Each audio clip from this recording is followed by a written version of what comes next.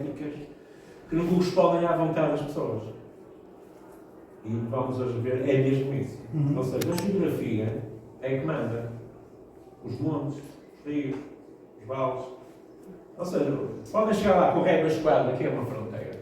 Ok, o Rio Douro vai dividir a galáxia do Lusitano. E os povos que já estavam de um lado e do outro, que atravessavam aquilo todos os dias, como é que vai ser? Vão ser o quê? Lusitanos, galegos? Não é? Ali aquele senhor vive na régua, passa pela minha. Ou seja, é ele um galáctico lusitano puro. Sousa Raia, galáctico O filho lusitano. dele joga em amigo. futebol, ele é da régua, margem norte, margem sul. Tu é exatamente a mesma coisa. Há dois pontos de inflexão fundamentais em Portugal, na parte ocidental da península. É Tui e Porto.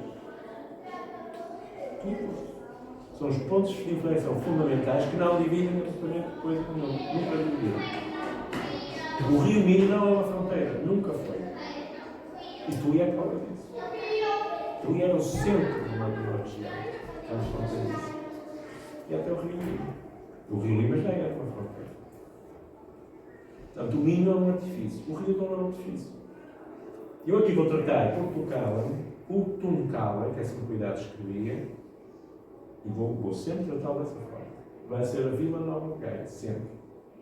Não vou falar no Porto. Não sei se aqui alguém é do Porto. Ninguém tem amigos no Porto. É assim, eu tenho muita consideração para as pessoas do Porto, a sua maneira de ser, não sei o quê. Mas Portugal é Gaia. É o Castro Antigo. É Sul, é Lusitânia. Para todos os efeitos. Agora, os povos são iguais. São galácticos, na mesma. Mas são da Lusitânia. E é importante que na história dos suevos, dos primeiros suevos, é assim, isto vai estar dividido em duas partes. Já estou no tempo, já. Se quiseres começar, mas Posso começar? Posso começar? Vamos adiantar já. Desculpa, vai ser gravado isto? Está ali a Sim, claro. Estou a tentar, mas se conseguires fazer também é melhor. Vamos iniciar. É porque isto não é isso, a luz não é muito boa. Os amigos que querem ter vindo dizer, você grava. Não, mas podes gravar. Não vou gravar. Tudo bem. Mas podes. Depois partilha e pronto. Eu partilho, o problema é tudo se vai ficar bem ou não. Tudo bem, isso Vai vai ficar ficar assim. assim. Vai ficar assim. O tema vai ser- Eu estou aqui só para as pessoas Ó, que... Suso, o tema vai ser dividido em duas partes. Portanto, eu vou dar uma introdução praticamente baseada na crónica do Idácio, que é a fonte primordial, inicial, sobre suevos, na Espanha. Porque textos clássicos sobre suevos já existem outros, mais antigos, desde 200 antes de Cristo até 200 depois de Cristo, antes das invasões. Portanto, os suevos, os germânicos, os vândalos, já são retratados. este documento. E então, a primeira parte vai ser a Crónica de Idácio até 469, sou eu. A segunda parte vai ser. Podes começar. A segunda parte vai ser aqui o nosso amigo Miguel Miranda, que vai apresentar já a parte propriamente dita dos suevos de Martinho de Duno, São Martinho de Duno, que formatarão já as paróquias, as dioceses, uma administração já bastante mais consolidada, pacificada, isso também é muito importante dizer, pacificada com os povos que já cá estavam, humanizados, laicos, e que vai, no fundo, criar as estruturas básicas para uma linguagem comum na Galécia e no norte de Portugal, e não só, no centro de Portugal, que isso é, normalmente as pessoas esquecem-se, que o reino da Galécia, ou dos suevos, grosso modo, vai até Coimbra, do lado mais litoral, e vai até Iranha Nova, que é quase em Mérida, isso também é um ponto importante que eu quero referir, é a estrada de Mérida, ou seja, o reino suevo vai ser consolidado numa encruzilhada de estradas. É este que dá o nome, o título da minha apresentação. Ou seja, passa um bocadinho à frente esta. Ou seja, este rochedo está lá do noroeste peninsular é um rochedo, efetivamente, então, mesmo quase até ao norte, ao Cabo Ortegal, na Galiza, e vem mais ou menos até à Serra da Estrela, certo? Viseu, estaremos já na zona ali à beira daquela zona plana que não tem montanhas.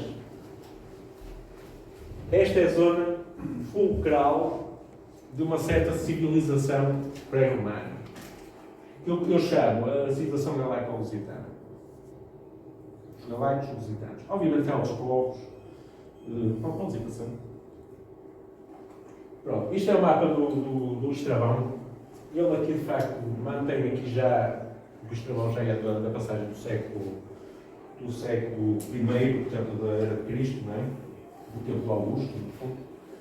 Ou seja, este mapinha está um bocado mal, mas isto foi de propósito. Isto é de uma obra do Estrabão da Universidade de Coimbra.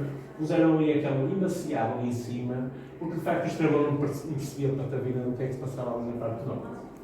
Tinha umas informações, porque de facto o Império Romano, no tempo do que o Estrabão começa a descrever, 200 a.C., estava praticamente todo aqui, a Tarraconense, ou a Citrior, a Bética, uma zona muito desenvolvida, o sul da Lusitânia, não digo a Lusitânia toda, mas este sul, o Algarve, o Cabo Sagrado, até Lisboa, ou seja, de Cádiz até Lisboa, havia um fluxo enorme de tráfego marítimo, já desde os tempos dos fenícios e por aí fora. Portanto, isto é um mundo conhecido da Espanha.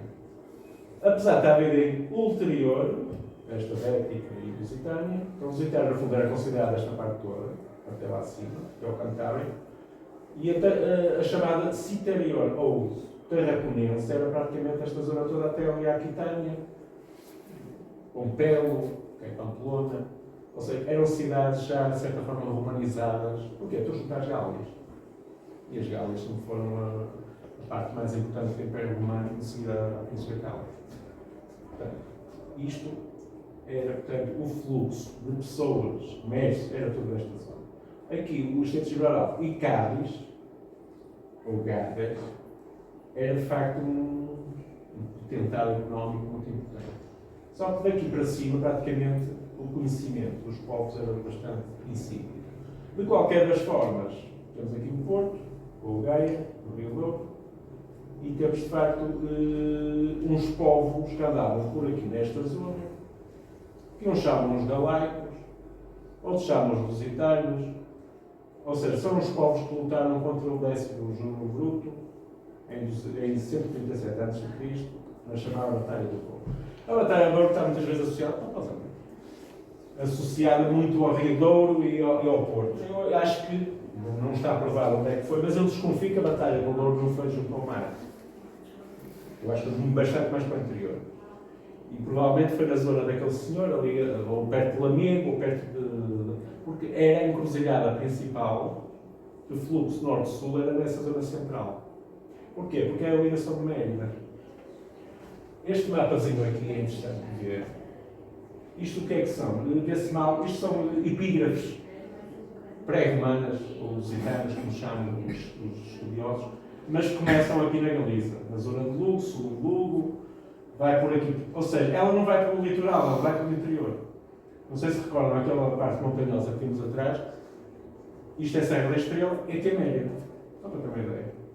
Ou seja, é aqui, posso passar já para o outro? Vejam bem, assim, a tremer um bocadinho os olhos. Onde é que está a mancha principal? Há duas manchas fundamentais. Há a zona aqui do País Basco, que vai desce um bocadinho a Rio, coisa que é a zona dos celtibérios, não é? E há esta zona vermelha. Isto são tudo epígrafes relativamente a deuses, a divindades, rios, ou seja, epígrafes que foram encontradas em vários pontos, escritas na pedra, portanto, que mencionam nomes antropónimos, topónimos, teónimos, no caso dos deuses, que são comuns. A lusitanos, isto no fundo é a Lusitânia, não é? E a Galécia, antes de existir Galécia. Ou seja, a norte do Douro, a sul do Douro, na faixa diagonal, e não propriamente... A Lisboa também tem. É óbvio que sim. Mas aqui há zonas completamente despidas, porque já não são montanhosas. Isto é importante saber, que o Estrabão dizia que os povos lusitanos e os povos galaicos, é um bocadinho a acessão da palavra, são os povos montanhosos, os montanhosos. Portanto, os galaicos, assim como os lusitanos, são povos da montanha. Não são propriamente povos litorais. Certo? Aqui nesta zona, que está até um bocadinho mais, isto é, de facto, são os celtas, chamados célticos, que vai até Corunha, Cá a Finisterra, Ferrol, Norte. Ou seja, eu acredito que esta partezinha aqui mais para cima, apesar de ser futuramente a Galécia, não são os galegos. Não são os povos galegos. E o galaico não é sinónimo de celta, como às vezes se tenta fazer. Tanto os lusitanos como os galaicos não é um sinónimo de celta. Servem povos, se calhar, de outras proveniências indo-europeias, mas não tem necessariamente. Agora, claro que há povos celtizados, porque as divindades depois vão ser comuns a vários. Então, posso seguir. Pronto, aqui vamos ver o mapa que era da altura em que surgiram as invasões bárbaras. Ou seja, havia a Espanha, aqui vem do tempo do Diocleciano, que foi quem fundou, inventou a província da Galécia, se pode dizer. Ou seja, no ano 280 e tal, século III, depois de Cristo, foi feito o mapa das cinco províncias, se pode dizer. Ou seja, temos aqui a chamada Diocese de Espanha, que abrangeria também a parte da Mauritânia, de certa maneira, Baleares, um bocadinho aqui até da Narbona, ou da Aquitânia francesa. Pronto, temos a Galécia, daqui pelo Rio Douro, vai mais ou menos até Samora, que é uma encruzilhada que não está bem definida se é lusitana, se é Galécia. Vai nesta linha, mais ou menos, divisória das Astúrias, depois aqui já estamos a falar na Tarraconense, correto? A famosa Citerior. E temos a Lusitânia, que é da Mérida, na parte hoje da Extremadura espanhola, e a parte sul, que não era provavelmente lusitana, nem povos lusitanos, mas que foi incorporada por esse imperador. A Bética foi praticamente a região que teve ser mais ou menos homogénea ao longo dos tempos, que é uma zona muito desenvolvida da Península Ibérica. A Cartaginense, para mim, vamos ver, atualizar o que é uma Cartaginense, para mim é a Espanha de hoje. Ou seja, é uma terra confusa. Não tem identidade própria, se assim se podemos dizer. E a capital era Cartago Nova, no Mediterrâneo.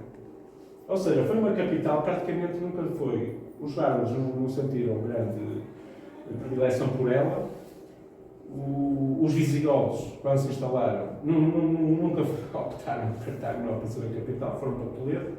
Portanto, essa zona do sul, para mim foi sempre ou bizantina, ou Império Romano, nunca foi propriamente uma zona consolidada pelos povos que, entretanto, entraram na Península Ibérica. E a Mérida, para mim, no tempo de 400 d.C., era a principal cidade da Península Ibérica, sem dúvida nenhuma. É o eixo viário principal de ligação praticamente para toda a Espanha. Toda. Mérida.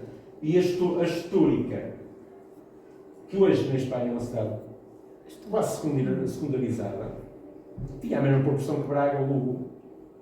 E das três, eu considero que a Espanha, desde que se tornou um Estado, depreciou, de certa forma, as cidades importantes dos tempos clássicos. É uma cidade secundária, Badajoz está à frente, Lugo tem a Corunha, tem a Santiago de Compostela com mais proeminência do que propriamente Lugo, a Astorga tem Leão. A Astorga tem Leão. É uma cidade que está para se descobrir a sua projeção histórica. Braga, por acaso, não teve esse fenómeno. É sempre uma cidade importante, mas na nossa parte de Portugal e no próprio eixo Atlântico. É uma cidade importantíssima, porque, ao contrário de Mérida não é uma cidade populosa. O que é Mérida? É uma encruzilhada de estradas, fundamental para fazer circulação para toda a Espanha. Braga tem essa função também de encruzilhada de estradas, mas tem a população e terras férteis. Sempre. E isso são três indicadores para que as pessoas se fixem nesta cidade onde nós estamos neste momento, Val do Cabo, porque de facto, e tem outras na Galiza, Tui, Ourense, Vigo, portanto, a parte norte, litoral, igualmente tem essas densidades populacionais, mas Braga tem um caso especial. Val do Ave e Val do Cabo, sempre historicamente, vê-se por número de castros que existem em qualquer montezinho, tem um castro. Portanto, e número de freguesias, portanto, tudo isso tem a ver com a população que se instalou aqui, porque tem as condições ideais para se desenvolver. Podes passar, não? Pronto, a capital da cidade de Espanha, por incrível que pareça, era mesmo Emérito Augusto. Ou seja, Emérito Augusto era uma cidade quase artificializada, era tipo hoje o que é Miami para os americanos. Era tipo a reforma dourada dos militares que andaram nas campanhas duras lá do Oriente, e não sei o que mais na Pérsia, não sei o que mais. E quando eram jubilados, o prémio que eles teriam era: vais para Mérida, tens lá tudo e mais alguma coisa, e passas o resto dos teus dias a apanhar sol. Pronto. E que queres ir ao Mediterrâneo, desces cá abaixo a Sevilha, queres ir lá acima à Galécia, vais à Astúria, quando a Astúria vais até Saragossa e entras nas Gálias, queres ir ao Atlântico, vais para Braga, vais até ao Porto, até Lisboa. Portanto, eles tinham ali a encruzilhada toda. E Mérida está, de facto, é talvez a encruzilhada principal. Aqui vê-se que Saragossa também, mas não tanto. Tem 4 estrelinhas, Mérida tem uma encruzilhada delas. Braga também. E Braga não tem mais calma que tem o oceano. Certo? E é assim, as invasões bárbaras ou entraram na Aquitânia, aqui por Pompeu, ou vieram por aqui, desde Narbonne. E não foram logo para ali, que isto é o Império Romano. Elas entraram por aqui, da Astúria. Ou daqui, Mérida. Portanto, vai ser este triângulo e este aqui que vai formatar e consolidar as invasões bárbaras quase todas. Mas quase todas, sucessivamente. É aqui. E também aqui. Esta Via da Prata. Onde é que entraram os muçulmanos? Não quero saber. Por aqui. Gibraltar. E chegaram no estado lá acima. Se fossem por aqui, iam demorar um tempão. Se fossem para a Serra da Estrela, iam demorar um tempão. Aqui não, aqui a terra é tipo autoestrada. E daqui até Saragossa são aqui. Certo? Portanto, tudo anda por aqui. Esta seria, teoricamente, no tempo já do século XII, do Afonso Henriques, a fronteira de Portugal. Era por aqui que ela andava, na Via da Prata. Era a estratégia da conquista do Afonso Henriques, era Via da Prata até ao mar, incluindo Sevilha, que era o Algarve. Mas só do Atlântico. Pronto. Mas eu já estou adiantando mais. Agora passa lá um bocadinho mais. Pronto. Isto são então as tais 5 principais províncias do tempo das invasões. A terra peninense foi sempre mais chegada ao Império Romano e manteve-se sempre sob o guarda do Império Romano até o final das incursões bárbaras. Ou seja, nunca foi separado do Império Romano e, portanto, eles tinham que optar. Se entram na Espanha, para onde é que nós vamos? Vamos para as partes mais extremas da Espanha. Portanto, foi precisamente na Galécia, na Lusitânia, na Bética e um bocadinho na Cartaginense que os alanos... Vai passando. Ou seja, eles vinham aqui para a Aquitânia, entravam aqui. Eu penso que isto aqui é Astúria, talvez. Faziam esta rota e iam à Bética. A Bética era um ponto de partida para qualquer coisa. Ou seja, ou para sair da Espanha, ou para entrar, e é uma zona rica. Portanto, tinha ouro, tinha prata, tinha cereais, tinha agricultura. Portanto, era a Galécia não seria tanto assim, mas a Astúria, porque a Astúria, de facto, já era um interposto interessante a nível dos minérios. Aliás, a Astúria existe um bocado por causa disso. Era uma encruzilhada rodoviária, precisamente para escoar os minérios para o Mediterrâneo, que era daqui depois de barco, é mais fácil chegar à Itália, ao Império. E também, ou entraram mais para... Porque quando houve as primeiras invasões a partir do Reno, quando, segundo dizem as crónicas, gelou, portanto, os povos bárbaros atravessaram, isto era uma fronteira física do Império Romano, sempre. Já haviam povos que viviam neste lado, pacificados, assim se pode dizer, povos germânicos, e havia outros que ainda não estavam nessa linha. Portanto, isto foi tudo pactuado. Ou seja, eles não vieram cá por dar cá aquela palha. Eles tinham acordos com os condes, governadores das províncias, subornados, certamente, eram subornados, para poderem entrar naquela região de uma forma ou de outra. Portanto, havia corrupção, se assim pode dizer, a nível do Império, que lhes permitia fazer acordos entre os condes romanos para instalar nos bárbaros. Eu posso passar. Pronto, estes são os grandes grupos de bárbaros que entraram, portanto, na Península Ibérica em 409, com esses tais acordos, isso está escrito. Portanto, o próprio Paulo Orosos fala nisso, que quando chegaram às Gálias, eles começaram a fazer acordos com os governadores, e os governadores disseram assim: olha, vocês aqui não podem mexer em nada, podem ir para a Espanha, não podem mexer na terra conhecida, porque é Império. Está aqui na fronteira com as Gálias, que também é Império. Vão para as extremas do mar Oceano, como se costuma dizer. E foi isso que aconteceu, por exemplo, aos suevos. Os suevos não está escrito em lado nenhum que eles ocuparam a Galécia nas primeiras instâncias. Não está escrito em lado nenhum. Passa, que agora vamos lhe dizer o que é que eles estão a dizer. Mais para frente. Ou se vais para a frente, eu não gosto deste mapa, é um bocado. Pronto. Isto é quando os bárbaros, isto é tradução da colónia do Idácio em latim, que depois também tem. Ou seja, isto quer dizer o quê? Que os vândalos, em 411, depois de se terem convertido, e é isso que o Idácio diz, depois de ter convertido para firmarem a paz com o Império Romano, isso quer dizer o quê? Que para eles terem condições de se instalarem, seja com um suborno aos ruscones ou não, eles tinham de se converter. E converter à religião proeminente do Império Romano, que é a religião católica cristã. Ou seja, ser católico cristão era ser romano, neste tempo. Por aquilo que pareça. Já não era o tempo do círculo, feiras, de andar a martirizar os cristãos, não. A partir de Constantino, o Édito de Milão, os cristãos era a religião cristã. Portanto, ser cristão católico era ser romano, ser outra coisa qualquer, tipo arianos, era ser um apóstata, portanto, que era mau. Isto em termos dos cânones, dos valores do próprio Idácio, que era católico.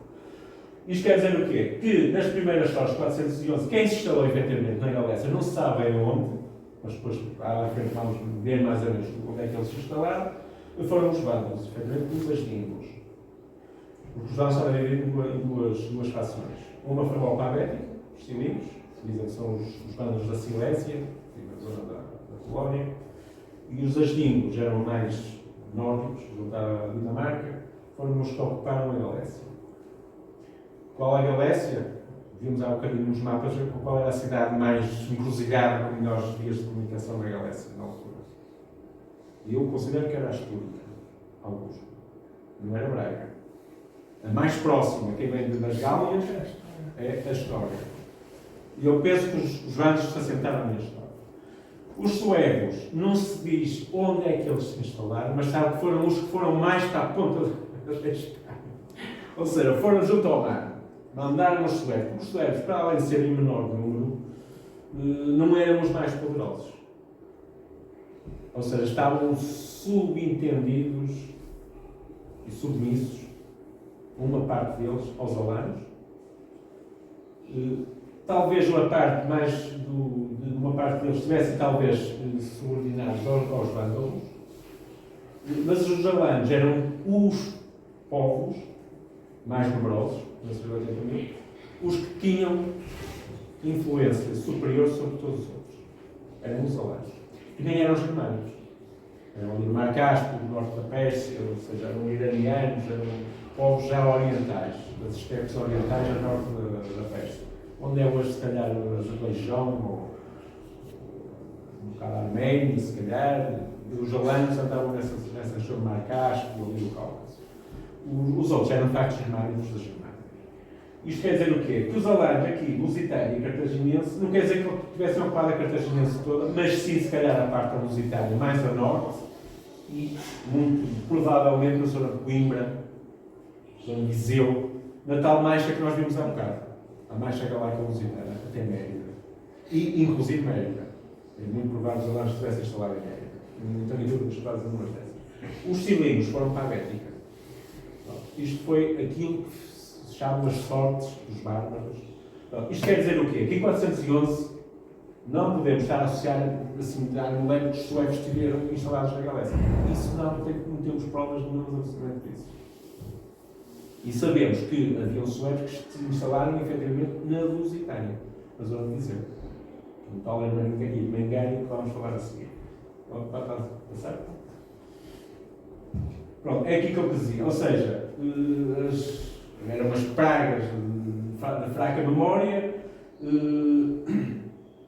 ou seja, converteram-se para afirmarem a paz, é assim que está, pela misericórdia do Senhor. Ou seja, o Idácio diz isto de uma forma, não sei se é cínica ou irónica. O certo é que os bárbaros tiveram de se converter. Para terem as boas graças do Império e dos imperadores e dos funcionários do Império, eles tiveram de se converter. Portanto, eram todos católicos, para todos os efeitos, formalmente. É como hoje as pessoas são batizadas, não quer dizer que elas têm uma fé lá dentro do... São católicas, nas ciências, na educação, o que os pais quiseram que fosse. Este era por uma questão pragmática. Se queremos ocupar terras, temos que ter um certificado, não é? De ocupação. Esse certificado era a religião católica. A paz, isso já era evidente. Nunca tivemos paz. Desde 409 até 469, durante 60 anos, nunca houve paz nas terras ocupadas. Nunca houve paz. Foi sempre devastação, destruição. Houve reação dos povos galaico-romanos. Muitos até fizeram prisioneiros, reféns e não sei o quê, mas não havia uma propriamente assimilação cultural de uns e de outros. Isso está mais que visto na crónica de mudança. O Paulo Orósio acabou a sua história dos pagãos em 416, ou seja, ele tinha uma esperança que, de facto, os suevos, ele fala no nome dos suevos, porque era onde ele habitava, na Galécia, e havia suevos na Galécia, que largaram as espadas e que iriam então cultivar os campos todos em conjunto, os arais. O que é certo é que o Paulo Orósio morreu, ou acabou a sua obra em 416, ou seja, acabou quando estava tudo a começar, efetivamente. Portanto, ele tinha uma esperança, mas não chegou a viver enquanto idade, foi até 469. Portanto, teve muitas décadas em cima para ter outra visão da história.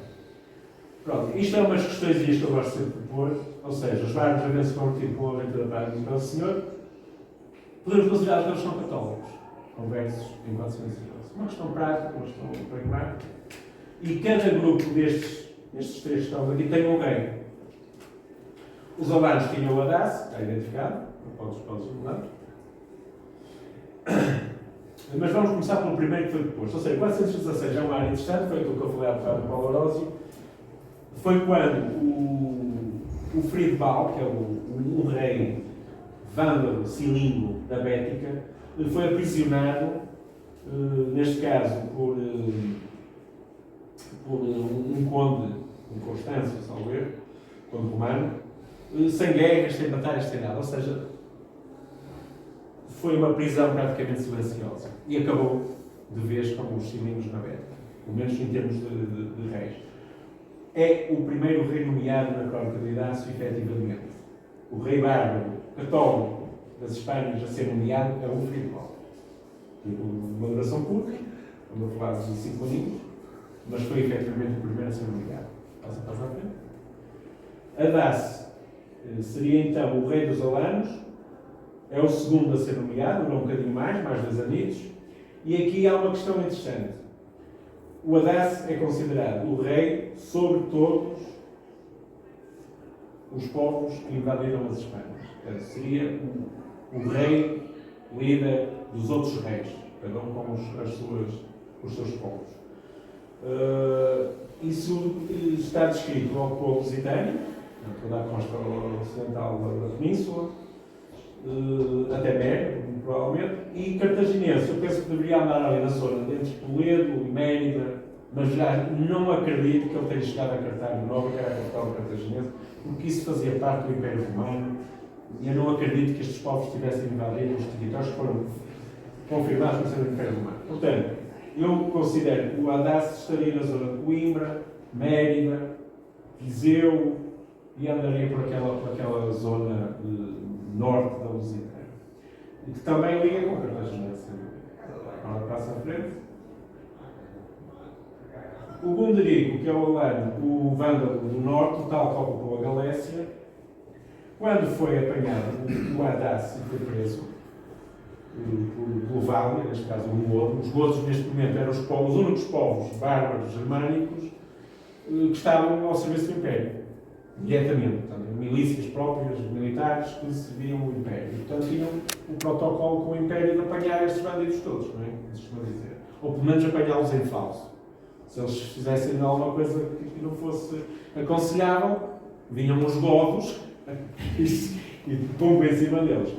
Aqui, quando o Haddad foi, de facto, aprisionado, ou morto, não sabe, em 418, foi o Gunderico, o vândalo lá acima da Galécia, quem começou a ter, portanto, poderes sobre os alanos que sobreviveram. Isto quer dizer o quê? Que já havia então uma relação lá de cima da Galécia com a própria Lusitânia nestas questões de divisão de terras. E há aqui um terceiro elemento que vai ser importante. Podes passar?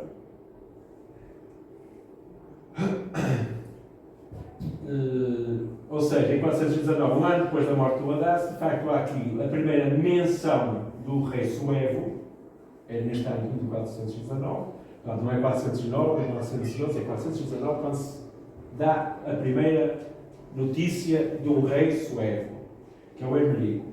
Este Hermerico, segundo se crer, foi rodeado pelos vândalos que já estavam na Galécia, nos chamados Montes Nervazes. Os Montes Nervazes não sabemos bem onde é que eles ficam. Há quem diga que são perto de Braga, há quem diga que são perto da Astúria, da Astorga. Nunca nenhum autor conseguiu determinar. Eu acredito que seja perto da Astúria, da Astorga. Por uma razão simples. Era onde estariam os vândalos, das Dingos, e provavelmente foi uma incursão dos suevos, que se calhar não se contentaram com uma parte mais ocidental. Eles, no fundo, foram empurrados para a zona, não sei se de Braga, do Porto, ou de Aveiro, sei que eles foram empurrados para a costa. E se calhar não se sentiram satisfeitos com isso e eles foram rodeados pelos vândalos, não ao contrário. E, portanto, o levantamento desse cerco foi à custa de um general, um conde qualquer romano, que expulsou os vândalos da Galécia. Isso quer dizer o quê? Que os vândalos acabaram praticamente na Galécia em 419. Mas não acabou como acabaram os outros todos.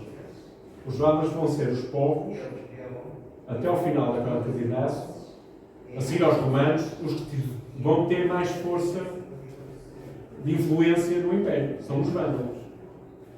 Obviamente que os godos, como é que eu ia explicar isto? Os godos, no fundo, são os afilhados dos romanos, não é?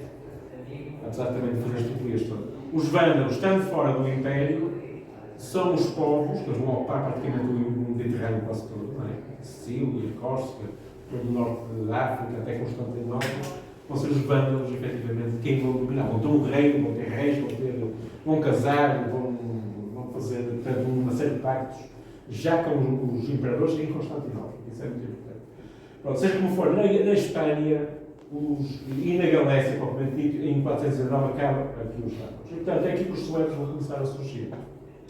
Apesar de tudo, os suevos serem menores em número, vão ser os povos das Espanhas, os bárbaros, que se vão conseguir adaptar mais facilmente às contingências da vida. Vão ser os suevos que vão manter-se sempre. Sempre. Ou aqui ou acolá, mas não sempre na Galécia. Isso é que é importante. Mas vão ser os povos que vão adaptar melhor. Vão se misturar, vão se adaptar, vão infringir todos os pactos, vão fazer todas as traições entre polias e mais algumas coisas. Eles vão praticamente andar sempre na destruição, e no roubo e no saque. Pelo menos isto é a versão do Idácio. Mas vão ser os que se vão adaptar melhor. Os outros não. Os vários, a partir deste ano, praticamente vão descer à Bética, mais ano, menos ano, através porque não tinham qualquer tipo de condições para se manterem cá. Vamos andar então. Pronto. Aqui era só para referir que o Hermerico é o quarto dos reis mencionados. É assim, aqui de facto, ali como estou adaptado de uma maneira que estava. Isto é um mapa clássico que eu não gosto muito dele. Acho que não corresponde a nada. Mas está tem muitas fronteiras muito bem definidas, eu acho que é assim. Ou seja, isto aqui é dos alanos, era de facto uma descrição, isto é cartaginense aqui, mais ou menos, a Lusitânia. Mas eles, os alanos, não andaram para esta zona bem, certeza absoluta. Não há qualquer tipo de vestígios históricos que digam que eles andaram aqui. Aqui andaram os cilindros e depois os jardins desceram aqui, quando foram expulsos em 419 da Galécia. Mas o primeiro depois o deles. Eu acho que isto está errado. Esta zona aqui, a verdade são que nunca foi invadida por povos bárbaros. Até 460. A zona norte, ocidental da Galiza atual, eu tenho a impressão que nunca foi invadida pelos povos bárbaros. Vai ser depois pelos suecos, mas já no tempo do Martinho Punto. E mesmo aí, tenho algumas reservas. Nomeadamente nas dioceses de Britónia e mesmo na diocese de Lugo. Tenho algumas dúvidas se os suecos tinham mesmo poder e se o Martinho de Lugo tinha poder sobre essas dioceses. Eu tenho a impressão que não tinha. E provavelmente não tinha nem a história, nem em Lugo. Ou seja, os suecos efetivamente andaram nesta zona aqui. Mas isto mais adiante. Ou seja, a parte ocidental, a chamada Mar Oceano, seria mais ou menos nesta zona. E então Lusitânia entre o sul da Galécia. E Braga aparece.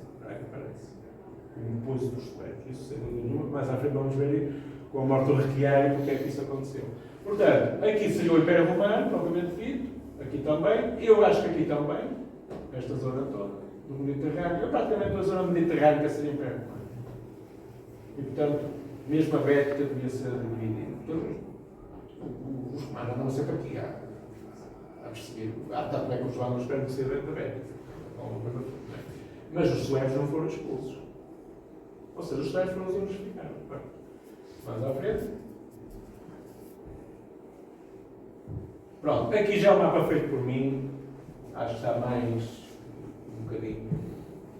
Ou seja, os jasdingos, eu não acredito que eles tivessem subido ali acima, porque não há registros nenhums que digam que os bárbaros foram a Lugo, não existe nada disso. Existe sim aqui na zona, nos Montes Narvaços, provavelmente, e depois vai existir quando o Requiário, os três reis, o Hermarico, o Réquio e o Requiário, andaram a conquistar as terras, basicamente da Espanha toda. O que é que Teodorico, o Godo, em perseguição, quais foram as cidades que ele foi destruir na perseguição dos suecos? E foram praticamente 3 cidades só. Foi a Estória, Braga e Mérida. Foram as 3 cidades. Não destruíram Lugo. Nem destruíram Sevilha, Lisboa, Coimbra, não aparece praticamente isso. Ou seja, eles só foram aquelas 3 cidades. Braga está bem relatada que foi das cidades. A primeira menção a Braga é de facto a destruição de Braga. Era uma cidade que se notava que já tinha basílica, era uma cidade cristã, católica, já muito arraigada nesse tempo.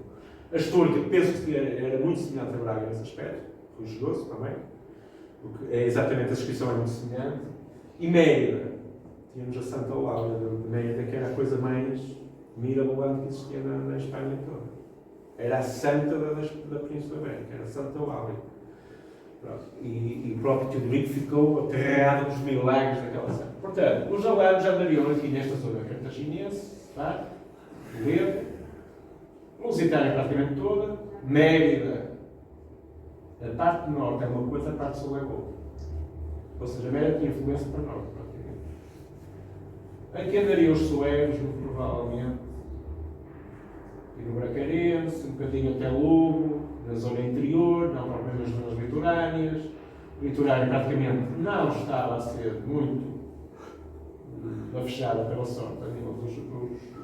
Ou melhor, não estaria a ser invadido, se calhar. Passa à frente um bocadinho. Pronto, os alanos de facto eram quem tinham poder sobre os vados. Aqui vai seguir assim com alguma. Pronto, isto era o território então, dos alanos, sim senhor, acaba em 1418, vai andando para frente. Pronto, isto é a descrição dos alanos, penso que já falei disso quase tudo. Sim senhor, podemos ir, foi escrito em 1418. Os godos. Pronto, os vanos dividem nestes dois povos também, fala aqui um bocadinho da questão de Cartago, ou seja, eles foram fundar o reino dos vanos, propriamente dito, foi fundado em Cartago, e depois deles saíram da Bética. Aqui seriam os vândalos ao momento em que foram os Montes Narvaços. Os suevos andariam ali na zona de Braga, litoral, Porto, Aveiro, ali para o lado da Coimbra. E esta seria a zona de influência dos vândalos. Passa à frente. Podes passar. Pronto. Há aqui acho anda para trás um bocadinho. Pronto. É esta parte aqui que eu gostava de falar. Ou seja, existe um personagem, quando o Jezerico, o Vândalo, já estava quase a sair da Bética para a Mauritânia, portanto já estava farto disto tudo, e se calhar estava a ser perseguido pelos próprios gotos, ou pelos romanos, teve uma notícia de que havia ali um suevo, na Lusitânia, um suevo, que é o Ermiganio, portanto não tem a ver com os suevos do Hermanico, pelo menos aparentemente, e que seria um sub-rego ou um sub-rei lá, tinha o seu próprio povo, eram os quadros, chamados quadros, povo quadro, suevo quadro, o Hermanico era suevo baiano, então são duas tribos diferentes. Este Hermanico estava na Lusitânia, era subordinado ao Adasse, o tal Alano, e segundo consta algumas teorias de alguns autores, fez um pacto com o Vália para matar o Adasse, eliminar o Adasse, e ser ele então a partir daí o senhor desta zona azulinha aqui. Aliás, a zona de Coimbra, Viseu. Pronto. E eu não sei se vocês já estão mais ou menos a ver o que é isto. Né? Lisboa já poderia estar ou não. Santarém, Coimbra. Ou seja, esta zona andou sempre nas mãos dos suevos. Mas não dos suevos do Hermanico, nem do Ricardo, do rei do Hermanico. Era do Ricardo. Ou seja, na perseguição, de facto, os vândalos, depois de ser derrotados pelo Hermanico, tudo que fosse suevo, para eles eram inimigos. Certo? E como eram eles que, de facto, depois da morte do rei dos Alanos, eram quem tinham um poder sobre, foram em perseguição deste Hermanico que achavam que estava ali a mais. O que é certo é que este pôs-se em fuga e afogou-se. Afogou-se no rio Andes, no rio Gladiar, acabou, portanto, o reino suevo da Lusitânia, neste momento. Quem é que fica então? Os lá de cima. Os suevos lá de cima começam então a ver que é o futuro deles. Os outros foram todos à vida, portanto, nós estamos aqui para quê? Para dar e vender. Mas vai passar então. Pronto, isto aqui é a tal perseguição, não sei o que mais, passa a Bética, não sei o que mais, morre. Está passando? Pronto. Aqui quase certeza já falei, é do Frio de Balas, foi lá praticamente de história, se há a linha Bética, nas zonas mais interiores. É assim, no tempo do Império Romano, os poderios administrativos normalmente estão em zonas interiores. Nunca zonas litorais. As cidades litorais não têm uma proeminência como tem, por exemplo, Mérida, Braga, Astúrica. Portanto, são litorâneas, são comerciais, se calhar, mas não têm poder administrativo. E normalmente essas zonas litorâneas de toda a península estariam ainda sob a influência do Império Romano. É mais fácil chegar lá de navio e com um exército grande dominar aquela zona. As zonas interiores, para os povos, de facto, sentaram melhor. Vamos andando. Pronto, aqui é a tal teoria que eu gosto, uma teoria. Pronto, isto era um autor que eu tinha falado, o Leão Suso. Vou nomear no seguinte, toma nota, se quiseres. Este autor, portanto, é do século IV, era um militar, está aqui, aviação general, qualquer coisa, portanto, ele falou muito, porque ele andou nas frentes, provavelmente, da Germânia, naquela linha do Reno, e se calhar tinha um conhecimento já profundo dos povos daquela região. Uns estavam lá de cá e estavam lá de lá. E aí ele vai falar muito nos marcomanos, nos quadros, nos baianes, que são, no fundo, tribos germânicas diferenciadas que resolveram, quando atravessaram o Reno para o lado de cá, autodenominarem-se como suevos. Como suevos. Não se chamaram vândalos, não se chamaram alanos, autodenominaram-se suevos. E foi essa a questão que deu o nome aos suevos, mas que não era propriamente um tronco comum. Pronto. Isto, de facto, ou seja, isto seria talvez a primeira posição dos suevos, do Hermanico. Seria aqui na zona de Braga, litorâneas. Aqui, apesar de ser uma zona aparentemente pequena, é uma zona extremamente populosa, fértil, e que durante os séculos seguintes vai ser sempre um polo dinamizador de alguns de acontecimentos, de eventos. Isso não tem dúvidas nenhuma. E é por isso que estamos aqui hoje em São Martinho do Douro, um bocadinho para provar isso. Precisamente no vale mais fértil aqui das redondezas também. Vamos andando para a frente. Isto já falámos praticamente tudo. Também. Ora, portanto, pronto, aqui a história do Ermigânio. Portanto, este é um subrego dos Suevos Quadri, estariam, portanto, aliados vassalos dos alanos, e que, a partir daqui, pode haver um descendente, mais à frente, que é um tal, que vai aparecer quase no final da crónica, um tal filho do Macílio, um Aldraz, que não era, portanto, da família do Requiário. O Aldraz vai ser eleito praticamente logo após a morte do Requiário, e há uma nota do Idácio que diz que quando o Requiário é eleito rei, porque os reis eram eleitos praticamente, apesar de ser hereditário, era filho do Réquilo, mas havia uma eleição que não foi muito consensual, porque já havia aquele descendente do Ermengário, Lusitânia, que pretendia o poder, e chegou ao poder após a morte do Requiário, que era um Aldraz. Mas isso são conjecturas. Pronto, isto seria então o território. Há estudos que dizem, autores que defendem que o Ermengário vivia em Viseu, portanto seria um suevo que ocuparia o seu trono de sobrerrego em Viseu, porque Coimbra seria talvez a capital do Alano, do Adace. Portanto, ele andaria mais aqui para o zona anterior, Montanhal, Viseu, Lamego, talvez. Pronto, vai passando. Isto já vimos. Também. Pronto, ou seja, os suevos de Irmarico só começam efetivamente a conquistar alguma coisa depois dos Montes Narvaços, mas há ali um lapso de tempo. O que é certo é que as embaixadas aos suevos por parte dos imperadores de Roma eram constantes. Ou seja, os suevos já estavam a começar a ter algum protagonismo e algum poder negocial, certamente, porque os romanos andavam sempre com embaixadores, ao país dos suevos, que não sabem onde é que era. Eu não sei onde é que era o país dos suevos ainda nesta altura. Nada nos diz que era o que era em Braga, o que era em Lugo, o que era... Só vamos saber isso quando, efetivamente, prenderem o Requiário no Porto, ou em Gaia, não se sabe como é que ele serve, e o que é que o Teodorico vai fazer em perseguição aos suevos. Aí vamos ter algumas dicas onde é que andavam de facto. Mas de facto, neste ano, vai ser aqui que vão começar as grandes conquistas. O Ermenérico, entretanto, adoece, passa o seu, em 438, o seu poder ao Réquilo, seu filho, que vai ser um expansionista. De facto. O Réquilo vai ter de tomar poderes e vai praticamente, depois para e fora, conquistar. Portanto, começa pelas riquezas da Bética, portanto.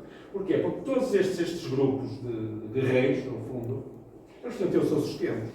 E se não era na agricultura a produzir alimentos, como é que acham que eles viram a rapina? É os espólios da guerra. Portanto, no fundo, eles tinham que ir buscar ali e colar, não sei o quê, nas cidades mais ricas, assaltá-las, ir aos tesouros, ao longo, à prata e por aí fora, para financiar a soldadesca, porque não há exército sem soldados, eles precisam de comer, precisam de sobreviver, portanto tinham que rapinar. Isso ainda hoje é assim. Noutros moldes, mas é assim. Os custos da guerra é roubar os vencidos, não é? E era assim que atuavam os suevos. E portanto, para alimentar um exército de conquista, de expansão, porque eles eram poucos, tinham que arrebanhar, de certa forma, se calhar outros povos, que não apenas os suevos, que há muitos alanos no meio, ou também se há vândalos, foragidos, portanto, eles foram, se calhar, buscar essa malta toda com dinheiro. Então, o primeiro ato do Réquilo foi, efetivamente, ir à Bética, não se sabe bem aonde, porque era rica. Está junto ao Mediterrâneo, que não podia ter concentração de riquezas. Passa-me para mais um bocadinho à frente.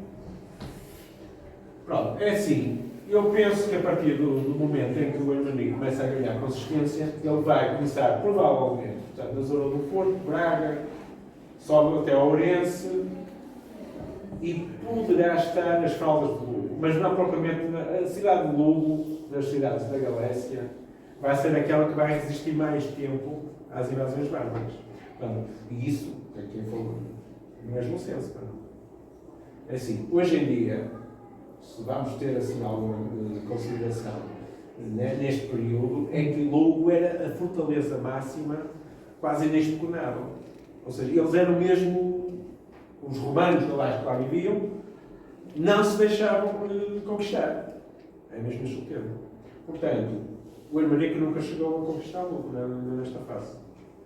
Lugo era, ainda hoje, é uma muralha bastante sólida. Enquanto Braga seria muito mais fácil de conquistar, assim como a história, ou porque os povos são mais dados ao exterior, ou porque gostam de contactar com outro. Lugo não. Lugo era fechado em si mesmo e só muito mais tarde é que foi efetivamente. E até o final da crónica, Lugo andou sempre em guerra com os suevos. Sempre. Nunca foi pacificado.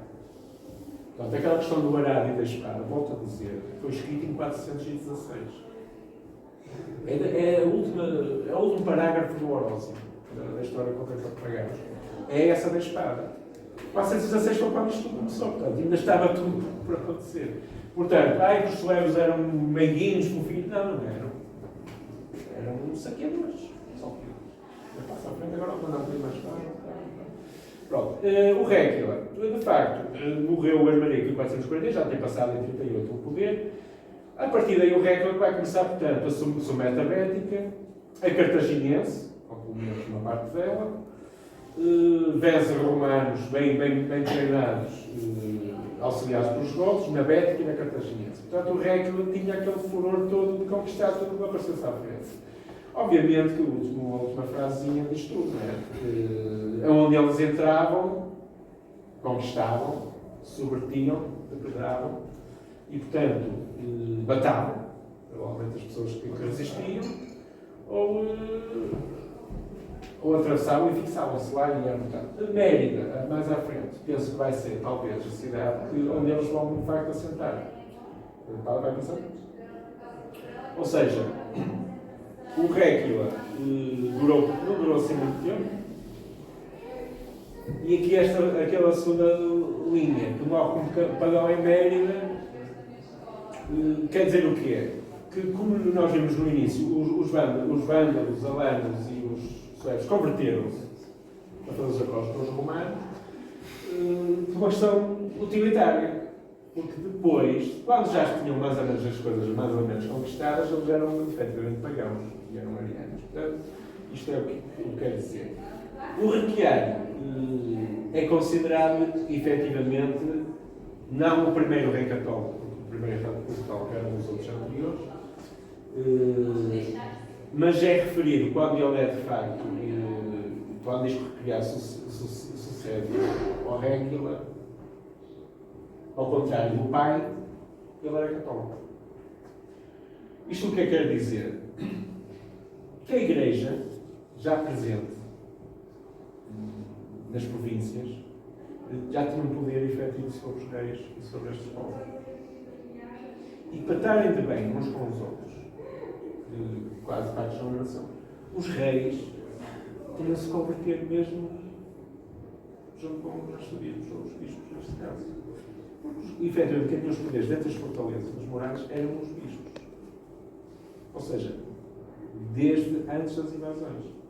Portanto, a Espanha era católica, efetivamente. Os galaico-romanos, ou os galaico-lusitanos, os lusitanos romanos, ou os cartaginenses, eles, efetivamente, eram católicos. E, portanto, apesar de estes serem valentes, terem armas e terem tudo, há momentos em que, de facto, eles têm que entrar para que as coisas estejam minimamente organizadas. Ainda hoje se nota isso, que o poder religioso, quer gostemos dele ou não, é organizado. É organizado e é secular e dura séculos e séculos, é hierárquico. E por muitas guerras que existam, é um poder que é estável. E o Requiara percebeu-se disso, apesar de depois fazer uma certa diferença. Ora, basta então à frente. Ou seja, isto é mais ou menos o rei que ele conseguiu conquistar. Ou seja, muito na parte ocidental, a Bética, a Galécia, a tal cartaginense, penso que não chegou a Cartago Nova, nem isto foi Lisboa. Passa à frente um bocadinho, para ver se estamos no Requiara. O Requiário foi muito ambicioso, tanto foi que ele casou com a filha do Teodorico I, portanto, já institucionalizou-se, assim se pode dizer, é católico, casa com a filha do gajo mais importante das Galas, que é o Dom Teodorico, portanto, entra de cabeça na instituição e é considerado, para mim, de facto, o primeiro rei católico suevo institucional, assim se pode dizer, com um trono, que eu acredito que se fosse em Braga, mas também podia ser em Braga. Eu não vou garantir que era mais em Braga do que em Mérida. Numa dessas cidades seria certamente. E com um peso também grande na história. Portanto, é o tal triângulo. O Requiário andaria naquelas vias triangulares, naquele espaço. E provavelmente poderia ir ou não à Bética desse vídeo. Agora passa então um bocadinho. Pronto, eu sei que ele foi tão ambicioso e o pecado mortal dele, apesar de ser católico, foi invadir as terras do Império Romano. Ou seja, ele foi visitar o sul, a França, as Gálias, e começa logo pela primeira cidade importante, antes das Gálias, é Saragossa. César Augusto. Devasta, rouba e chega até Lérida. Lérida já está na ponta da península, ou seja, estávamos a falar de Saragossa-Lérida, Lérida na cidade interior, da terra peninense, ou seja, foi o pecado mortal do Requiário. O sogro, não foi o sogro, não estou porque entretanto o Teodorico vai morrer nos campos catalães contra os juros, mas será então o seu cunhado, filho, o Teodorico II. O Turismo vai durar pouco, portanto, sabe que o Teodorico II, o que vai suceder ao primeiro, depois do Turismo de facto andar a vir um bocadinho irregular. Acho que foi assassinado. Portanto, estes meus reis também matavam-se uns aos outros para ter o poder. O Teodorico II era o afilhado do Império Romano, vivia nas Gálias, era cunhado do Requiário e não gostou nada que o Requiário tivesse então invadido a parte que não seria de invadir, então a província imperial também reconhece. E aqui ao fim do Requiário. Portanto, o Requiário, depois, vamos passar só para ver o mapinha dele, mais para frente, tal. Ou seja, o Requiário praticamente conquistou a Península Ibérica quase toda. Só que aqui é pecado.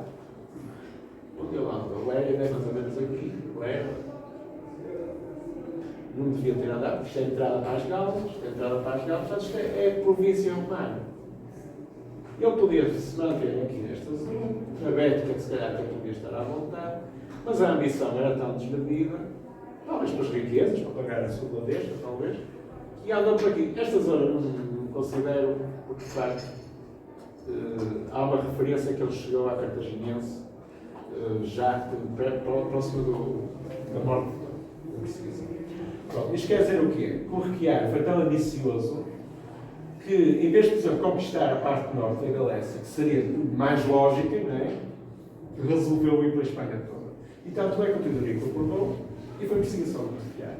E é aqui que vamos então ver onde é que seria depois o Requiário no seu reino, que vinha dos seus pais e do seu avô. Vai passando.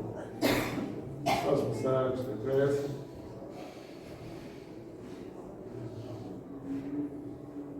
Pronto, é mais ou menos isto. Ou seja, a batalha ali perto das Astúrias, porque é que ele decidiu fazer uma batalha na Astúria? Por causa das encruzilhadas. Ou seja, está na minha história, em caso de fuga, temos montes de hipóteses para nos retirarmos com salvaguarda da nossa vida. O caso da fuga do Requiário foi óbvio, ou seja, ele perdeu, junto à história, a Montanha de Norberg, que é o rio, passa ali perto, e o refúgio dele foi em Portugal, segundo diz a crónica. Ele pôs Portugal abaixo de Braga, mas por todo o lado sul do Rio Douro. Isto depois aqui o Miguel vai falar melhor nesse aspecto. Miguel, não é mesmo tempo, porque às vezes posso estar a falar. Já. Já decidiste. Pronto, o que é certo é que, e era aqui que eu quis chegar. Podes andar para a frente. Mas, pronto, o Requiário foi morto, do lado, não sei o quê, não sei o que mais. Depois há aqui uma série de gajos um pouco recomendados, mas não lugares. Foi do lado também, só para Depois aparece aqui o Riquimundo, também anda lá ali atrás, mas eu quero acabar então Malgás. Pronto, o Malgás já daria nesta zona. Isto aqui já nos diz alguma coisa, mas não no convento de Lucense. Ou seja, o convento de Lucense só vai ser efetivamente assediado pelos suevos depois da morte de Malgás. E isso está documentado em 460, 61, 62. Portanto, o Império Suevo, o Reino Suevo seria isto. Mas depois havia o Reino do Norte, havia o Reino do Sul, só que o Reino do Norte nunca conseguiu conquistar o Lugo. Isso é que é uma coisa. Vai passar então para a frente. Estamos para lá acabar. Riquimundo, pronto. O Frantano e o Riquimundo informaram a área da parte norte. Depois, eles documentaram que, entretanto, o Malgás andaria mais na parte lusitana e na Galécia Sul, foram até Lisboa, até Coimbra, e, portanto, invadiram, destruíram, etc. No final, eu queria chegar ao Remismundo e era para terminar, estamos quase mesmo no fim, podes andar, mais. Passa atrás, não fala do Lugo. A primeira referência do Lugo como território disputado pelos suevos foi no ano 472. Certo? Antes disso, não há qualquer menção de Lugo em relação a ser alguma coisa que os suevos tivessem ocupado, nada disso. Ou seja, houve uma guerra disputada entre suevos e os galaico-romanos de Lugo, que até fizeram reféns suevos. Eles prenderam suevos mesmo dentro da fortaleza, depois fizeram uma troca. Ou seja, havia gente a defender Lugo que não era romanos e galaicos. Portanto, houve ali uma resistência bastante grande que vai durar até ao final. Está a passar então? Até chegar ao Remismundo. Ou seja, Remismundo é estas outras coisas a seguir. Ou seja, há autores que dizem que o Remismundo era um descendente do casamento do Requiário com a filha do rei Godo I. E que vivia nas Gálias. O Remismundo, no fundo, era um suevo Godo, meio suevo, meio Godo, vivia nas Gálias. Portanto, não era propriamente um suevo que andasse ali no barulho do Requimundo e do Formário, não sei o quê. Era um aliado do rei Godo. Só que logo que se entrou, eu não percebo porquê, ele logo que entrou na Galécia, começou logo a mudar o esquema todo. O próprio ambiente aqui da nossa região dá para nós nos tornarmos malfeitores. Porque ele, a partir daí, rasgou os contratos todos e mais alguns que tinha com os godos a defender o Império Romano. E o que é certo é que, a partir daqui, há embaixadas de romanos de torto e direito ao reino dos suecos. Porque o Remismundo, a partir daí, ele quer mesmo ser um poderoso.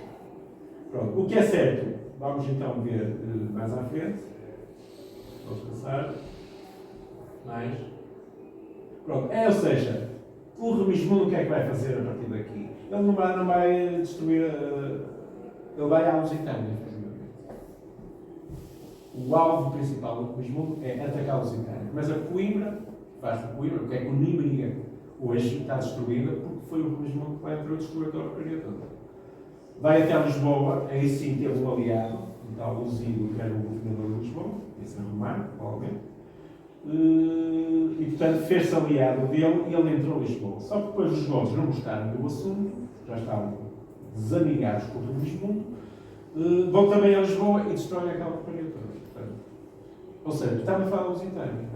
O final do Império Suevo, do Reino Suevo, passa-se praticamente todo na Lusitânia. Porque eles não conseguiram conquistar o Lugo. E Braga, obviamente, já deveria ser a história também, mas não a parte norte da Galécia. Passa à frente. Pronto, está aqui. Isto é assim que vai acabar. Saqueio, roubo. Ou seja, os godos depois também andaram. Os godos também não eram peças nenhumas de jeito. Sempre que se entravam nas Espanhas, era também havia sacanagem. Pronto, é assim, isto é o último mapinha que eu tenho para vos apresentar.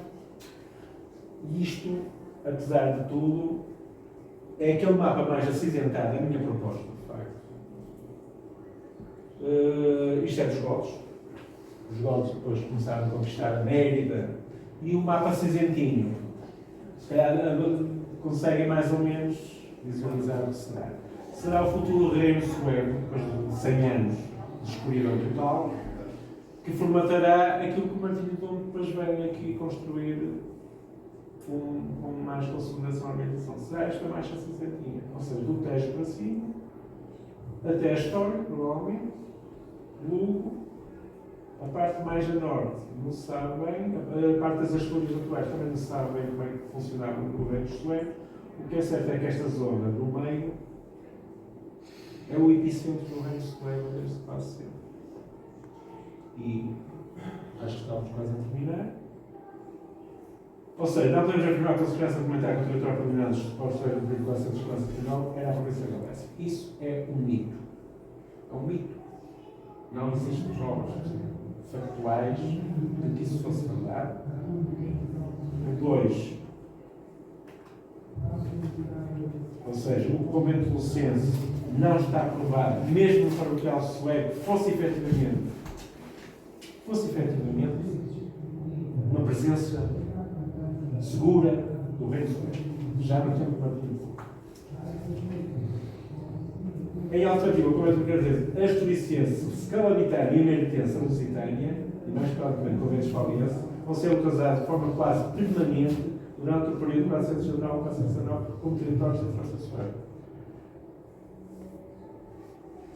E há aqui estas coisas que foi o ponto de partida, ou seja, há uma geografia, existem afinidades socioculturais pré-existentes pré-romanas e há as vias romanas que, de facto, fizeram, de certa forma, a consolidação e como é que eles se deslocavam para conquistar determinadas terras. É mais ou menos isto. Esta diagonal e o futuro reino. Obrigado.